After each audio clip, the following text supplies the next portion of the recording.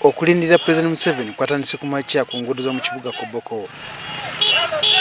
Abavubuka abadde bambadde t-shirt eza kyenvu bayisiza ebivulu nga balaga obuwagizi bwabwe eri President Museveni okwesimbawo nga tavuganyiziddwa mu kulonda kwa 2016 okuva mu kibiina kye kya NRM. Museveni yajjidde mu nnyonyi oluvannyuma yalinnya oluseregende lwa mmotoka ng'abavubuka bano bamuwerekerako.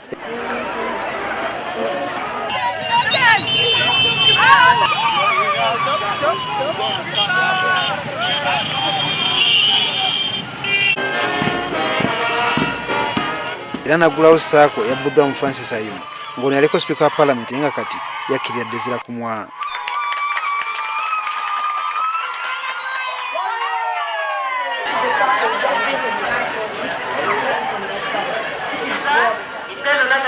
Omukolo guno gwateekeddwa omubaka w'abavubuka mu mambuka ga Uganda Evelyn Anite era ng'ono yaleeta ekiteeso ekyankwanzi ekya Museveni okwesimbawo nga tavuganyiziddwa okuva mu kibiina.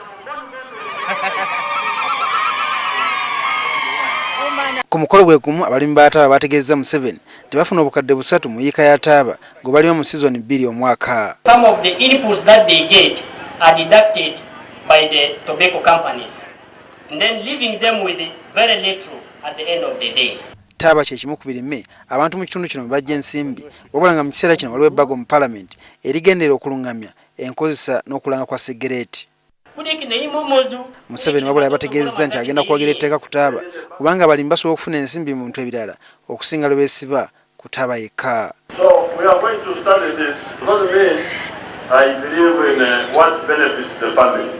Ku mukolo gwe gumu Museveni kwa mutegeereza nga bw'alina obuwagizi erudda eno ku ky'okwesimbawo nga tavuganyiziddwa okuva mu kibiina. For the presidency, like I've seen in many areas, it is not a question of debate.